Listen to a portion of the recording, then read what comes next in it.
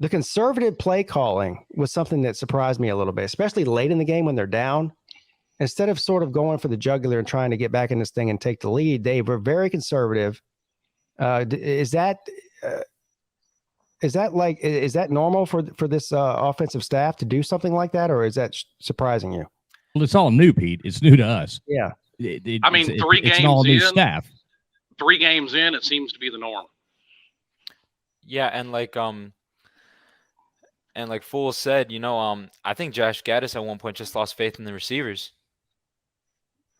Yeah, and see, everybody should pick a name like Fools because you can never be wrong. You can always say, like Fool said, it's like, hey, yeah, I'm self-titled a fool, so you don't take anything I say seriously. I'm just here for the fun. But yeah, go on, Hurricane. Sorry, man. No, you're fine.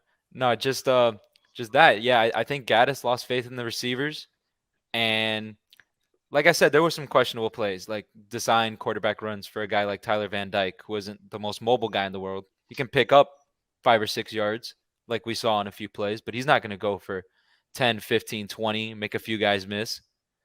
But, like when you have guys that can't get off the line and they're getting locked down by that secondary, like what are you going to do? Well, and to like what Pete said, at the end of the day, Miami should have won this game. And by the numbers, I'm looking at it right now. Pass yards, Miami 217, Texas A&M 140. Rush yards, Miami 175, Texas A&M 124. Total yards 392, Miami 264, Texas A&M. So you can't blame our defense. The offense actually outplayed Texas A&M's defense, but choked in the red zone. How many times? 4? 4 times. Yeah, 4 times. There's your game right there. There's your football game. JP, Is that bad play calling or bad execution? Well, if you look at it's a combination of both. You look at Van Dyke was, I think, 21 of 41. If I'm not mistaken. Yeah, 21 of 41 for 217 yards. So, we'll call I think it's pretty fair to say that, 5 of those end up on Van Dyke, so you have 15 drop passes for the game. You're leading. Mallory was a bright spot on that offense. I mean, a complete baller. So I was screaming the same thing, JP, in the chat. That get him involved more, especially late in the game, which they did late in the game. But anyway, with this comment here by Trent, this isn't my channel. I know I go off on people on my channel. This is Mark Rogers' channel, but I can't help myself right now. This is the dumbest comment that you've left that I've seen all night.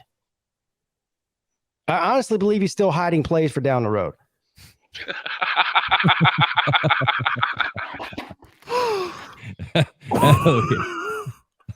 We're I holding hope on you're to not serious, sir. What are we hiding them for, Clemson? Sir. Florida State? I'm trying to find this. Is this? I just scroll up a little bit. Yeah, it's up there a little bit now. But I mean, Adam's sports guy's right though. I mean, they were, for the most part, able to run at will on A&M's front seven. Now, for the life of me, and I said this all week, that against this front seven, I think it needed to feature Thad Franklin more.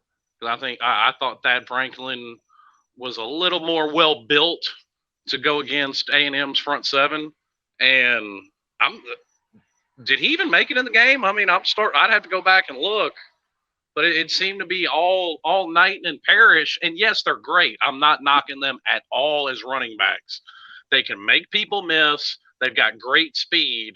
But both of them are undersized to try and run between the tackles. I mean, yeah, especially if in the red zone, we were really trying to run it in the red zone and near the goal line. That's Thad's territory. You want between, like, from 20-yard line to 20-yard line, that's where you want Parrish and Knighton because they might break off a big one. But once you get in the red zone inside the 20, you want to wear down that defense with someone like Thad Franklin. And I just looked it up. Thad Franklin had 1 rush for -1 yard.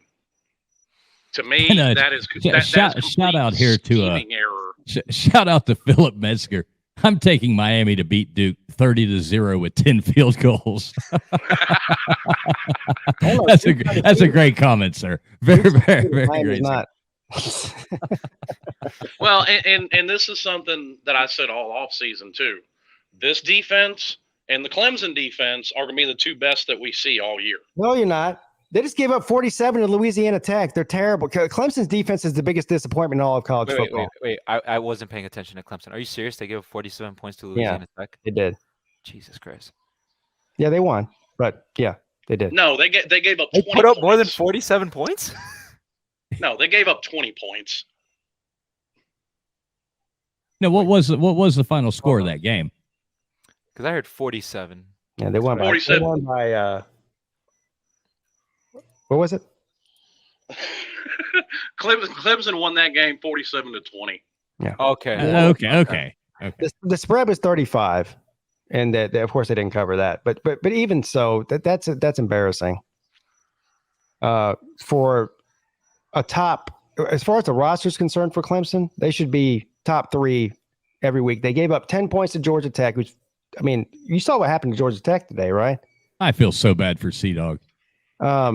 They gave up 10 last week to Furman, and now they're giving up 20 to LA Tech, who is one of the bottom Conference USA teams. And Conference USA is probably the worst Group of 5 conference that there is. It's not up to par. And we got Wake Forest, then we've got NC State, then I believe we got Florida State coming up. So the next 3 games, we have 3 really good offenses, or at least decent. And I mean, it's not looking good right now for the Tater Man. That's all I'm telling you. And now K Edwards, I do think Restrepo being out, I mean, him and Tyler Van Dyke do jive really well.